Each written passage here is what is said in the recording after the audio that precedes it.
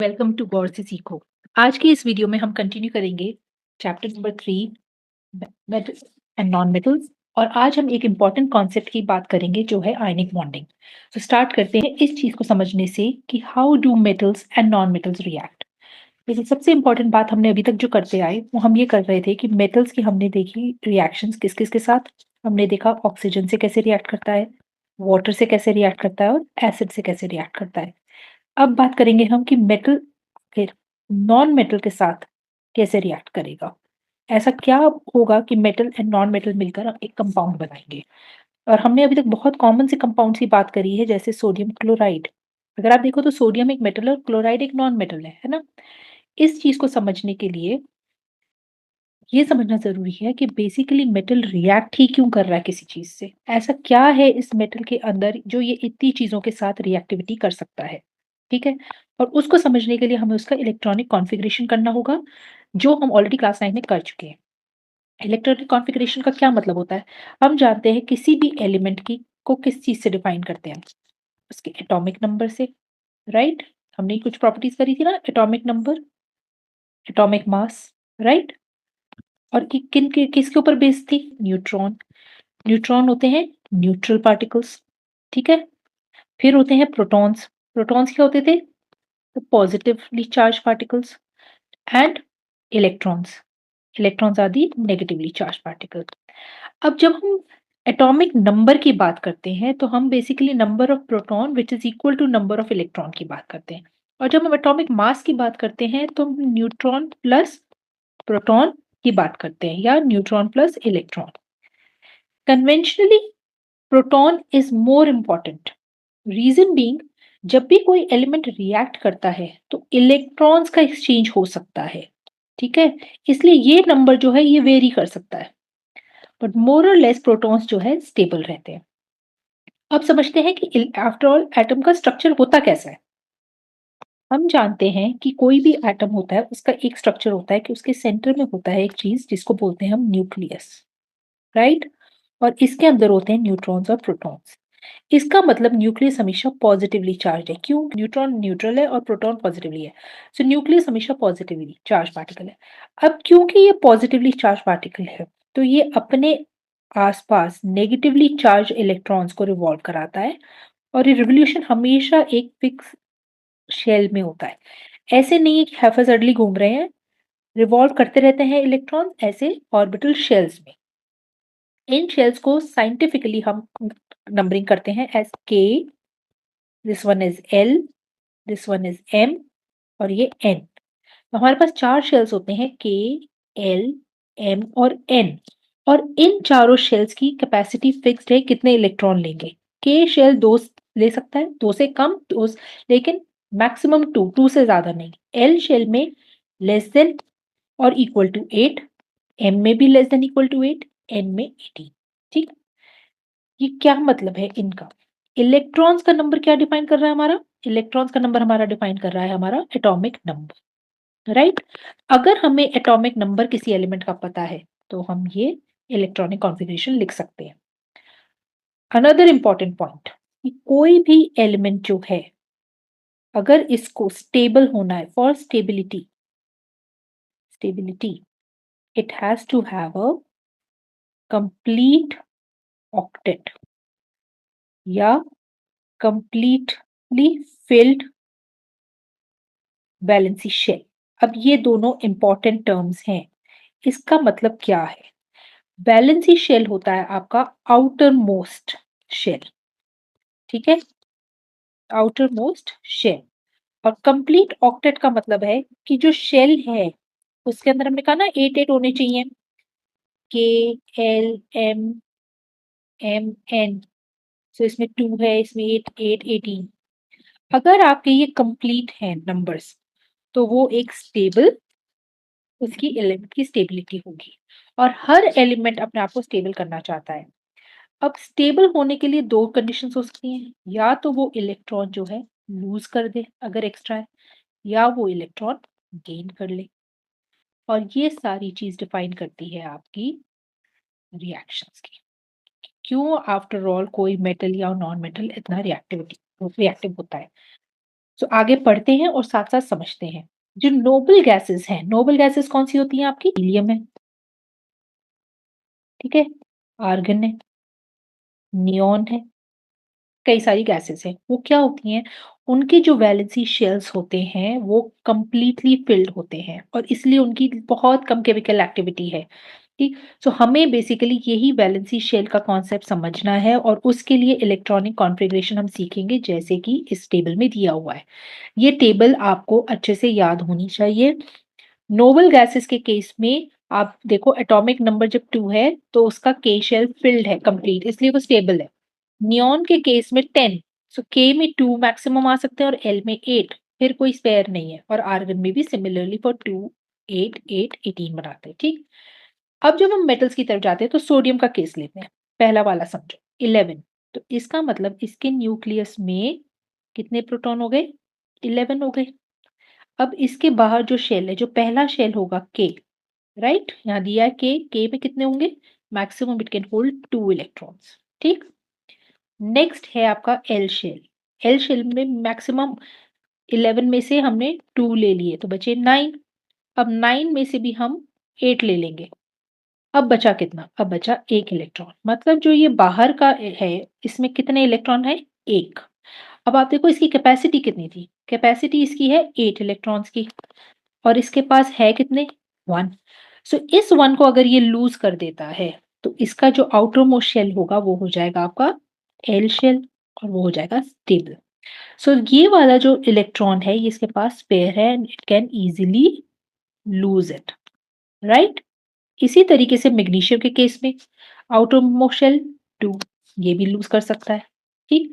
Aluminium के case में 3 है, ये भी लूज़ कर सकता है। तो इस तरीके से हम देखते हैं कि किसी भी एलिमेंट को स्टेबिलिटी के लिए 2 ही चीज़ें करनी है। ये हमने बात कर ली about electron loss. How about electron gain? अब इलेक्ट्रॉन गेन का एग्जांपल देखते हैं विद क्लोरीन। क्लोरीन के केस में एटॉमिक नंबर है 17, ठीक है? 17 सो इसका अगर मैं के, एल, एम, एन में डालूँ, सो के में मैक्सिमम 2 देन 8 10 हो गए, एम में 7 है। इस 7 को कितने चाहिए टू बिकम 8? मतलब 1 इलेक्ट्रॉन चाहिए। सो क्लोरीन क्या कर सकता है? क्लोरीन अपने अंदर एक इलेक्ट्रॉन अगर ले लेगा, इसके पास 18 इलेक्ट्रॉन हो जाएंगे, राइट? और ये स्टेबल हो जाएगा। जब भी कोई एलिमेंट इलेक्ट्रॉन को लूज करता है, तो उसका जो प्रोटॉन्स हैं वो ज्यादा हो जाते हैं देन इलेक्ट्रॉन्स, राइट? अब मेरे पास सोडियम था, सोडियम के पास प्रोटॉन 11, इलेक्ट्रॉन भी 11। अब 11 में से -1 करके इलेक्ट्रॉन तो 10 रह गए, लेकिन प्रोटीन प्रोटॉन में तो कुछ माइनस ही नहीं हुआ, ये अभी भी 11 है। सो सोडियम जो है इलेक्ट्रॉन लूज कर देगा तो वो एक प्लस साइन ले लेगा क्योंकि उसके पास प्रोटॉन ज्यादा है। ये प्लस डिनोट करता है कि उसके पास प्रोटॉन ज्यादा है बैलेंस में और इस ऐसे पॉजिटिवली चार्ज एलिमेंट को हम बोलते हैं कैट आयन। आयन का मतलब है charge particle, cation means a positively charge particle. Chlorine के केस में क्या हो रहा है? प्रोटॉन है 17, इलेक्ट्रॉन भी 17 है, लेकिन इसने एक इलेक्ट्रॉन गेन कर लिया। यहाँ तो इसने कुछ नहीं गेन करा, तो ये तो 17 ही रहा। लेकिन इलेक्ट्रॉन गेन करने से इलेक्ट्रॉन हो गए 18 और इसीलिए जो क्लोरीन है वो क्लोरीन नेगेटिव हो जाएगा। इसका मतलब मोर इलेक्ट्रॉन, सो क्लोरीन अब नेगेटिवली चार्ज है और नेगेटिवली चार्ज वाले को हम बोलते हैं एनायन। रिवाइज कर लेते हैं इस बात को। So हमने देखा था that sodium has one electron in its outermost shell and if it loses the electron, अगर उसने खो दिया वो इलेक्ट्रॉन अपने एम शेल से, तो एल शेल क्या हो गया? कंप्लीट हो गया आउटरमोस्ट शेल और ये स्टेबल ऑक्टेट है, ठीक? अब उसके न्यूक्लियस में प्रोटॉन तो 11 रह गए, लेकिन इलेक्ट्रॉन कितने रह गए? 10। तो इसका मतलब उसके ऊपर नेट पॉजिटिव चार्ज है क्योंकि आपका प्रोटॉन जो है ये क्या है? पॉजिटिव चार्ज दे रहा है और इसीलिए हम उसको sodium cation, cation is a positively charge और इसको डिनोट कैसे करते हैं? Na के ऊपर प्लस साइन, Na प्लस मतलब कैटायन। क्लोरीन के केस में भी हमने वही करा कि उसके 7 इलेक्ट्रॉन्स थे आउटर मोस्ट शेल में और अगर उसको स्टेबिलिटी चाहिए तो उसे क्या करना है? एक इलेक्ट्रॉन चाहिए। अब देखो ये एक गिव एंड टेक रिलेशनशिप है, वेरी इंपॉर्टेंट। सोडियम के पास क्या एक्स्ट्रा था? एक इलेक्ट्रॉन। तो इसने कहा ये इलेक्ट्रॉन मैं क्लोरीन को दे देता हूँ। मैं खुद पॉजिटिवली चार्ज हो गया, वो नेगेटिवली चार्ज हो गया, लेकिन हमारे ऑक्टेट कंप्लीट हैं, ठीक है? और अब हम दोनों स्टेबल हैं। सो इलेक्ट्रॉन का ट्रांसफर जब हुआ तो ये कैटायन बना और ये एनायन बना, ठीक है? इसको हम कैसे रिप्रेजेंट करते हैं वो इंपॉर्टेंट है, क्योंकि इसके ऊपर क्वेश्चन आता है।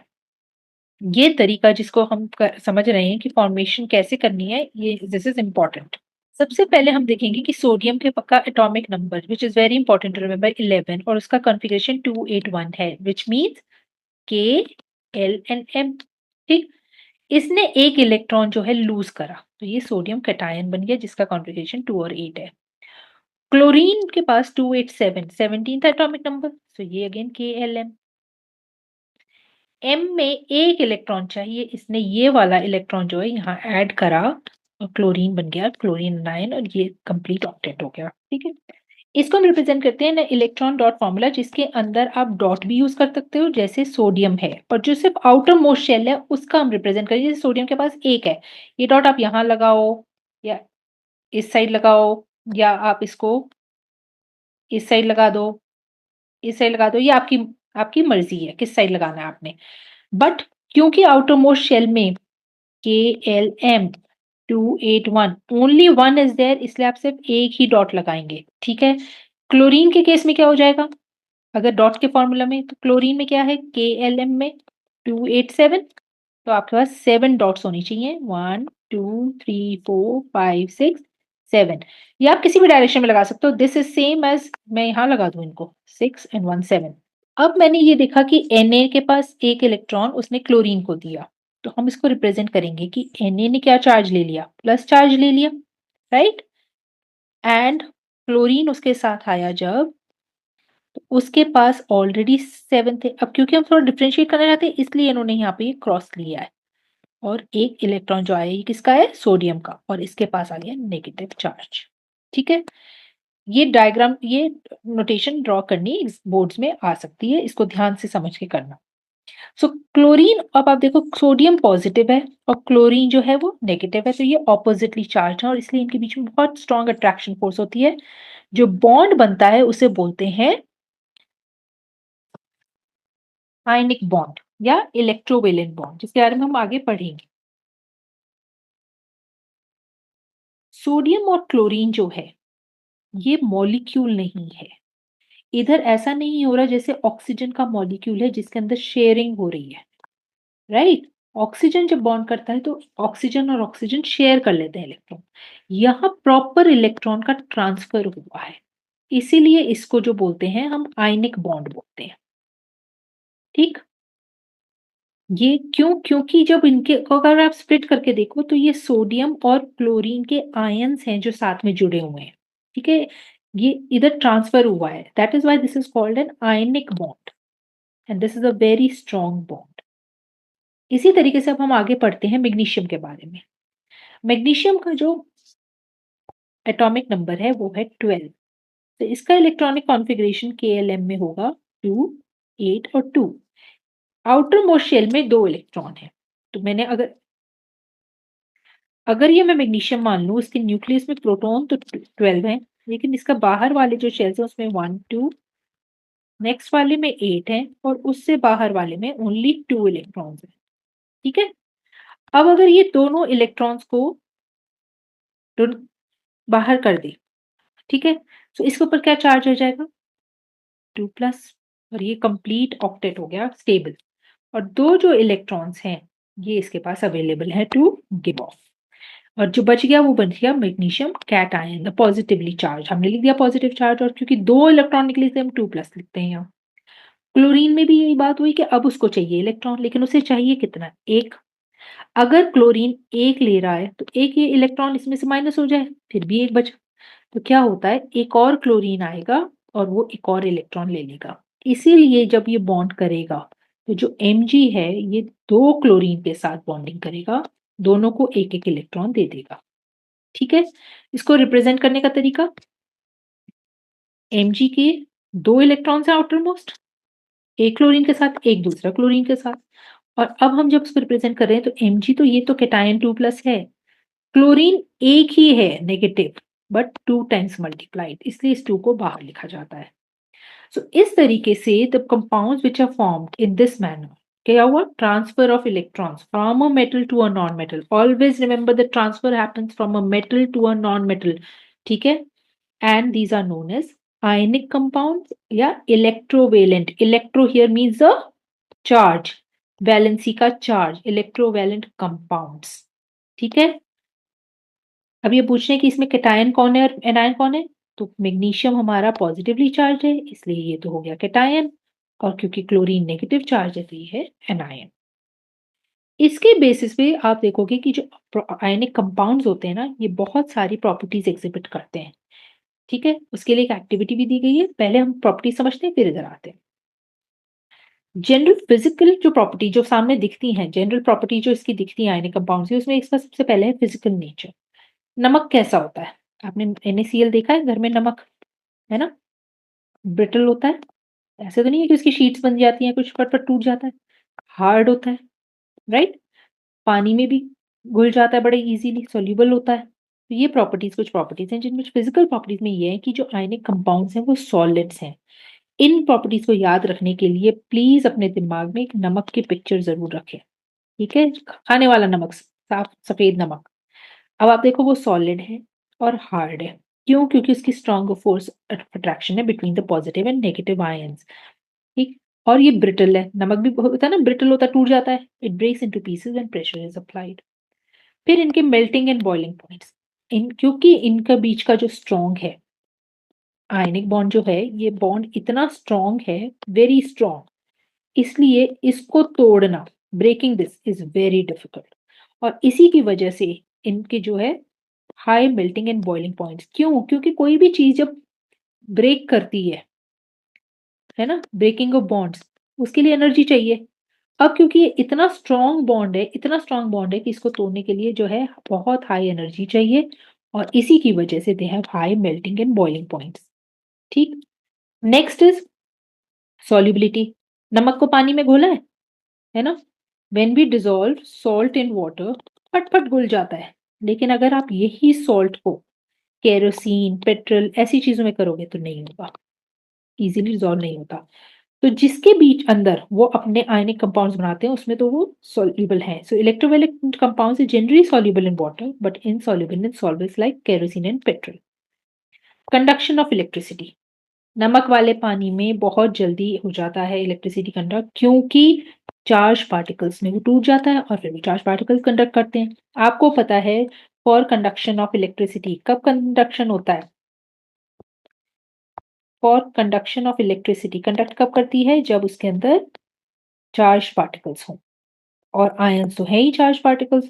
तो जब हम पानी में डालते हैं तो वो बहुत जल्दी मूव करते हैं, क्योंकि ionic compound in water contains ions, और ये ऑपोजिट इलेक्ट्रॉन्स पे जाते हैं जब इलेक्ट्रिसिटी पास करते हैं। But important point two notice, अगर आपके सॉलिड स्टेट नमक के डब्बे में इलेक्ट्रिसिटी पास करोगे तो नहीं जाएगा, क्योंकि सॉलिड स्टेट में नहीं होगा, क्योंकि उसमें आयंस नहीं बनेंगे। And if ions are not form, देखो ना, there is no movement of ions in the solid, है ना, क्योंकि वो रिजिड स्ट्रक्चर है। लेकिन अगर आपने उनको मोल्टन स्टेट में लिया या सोल्यूशन स्टेट में लिया तो वो पास करेंगे इलेक्ट्रिसिटी, क्योंकि उस टाइम पर आपके charge ions will be formed. Now coming to this activity, इस एक्टिविटी में क्या करना था, कुछ सॉल्ट्स लेने हैं और उनका फिजिकल स्टेट देखो। All these salts are solids, then these are brittle, ठीक है। एंड अगर आप इनको बर्न करोगे ना डायरेक्टली, तो इनकी जो आप फ्लेम देखोगे वो भी डिफरेंट कलर्स की आएंगी, मतलब ये इनकी कैरेक्टरिस्टिक प्रॉपर्टीज हैं, ठीक। मेल्ट इजीली नहीं करेंगे, वाटर में डिजॉल्व होंगे, जो हम प्रॉपर्टीज डिस्कस कर चुके हैं, और अगर सोल्यूशन होगा तो इलेक्ट्रिसिटी कंडक्ट करेंगे। एक टेबल दे रखी है, आप इससे अंदाजा लगाओ कि इसका मेल्टिंग और बॉइलिंग पॉइंट नमक का कितना हाई है। This is in kelvin, right. So this is रफली 800 degree Celsius and this is रफली 1400 डिग्री सेल्सियस। तो सोचो कितना हाई मेल्टिंग और बॉइलिंग पॉइंट है इनका। In the next lecture, we will talk about extraction of these metals from their ores. If you've liked the video, please share and subscribe. Thank you for watching.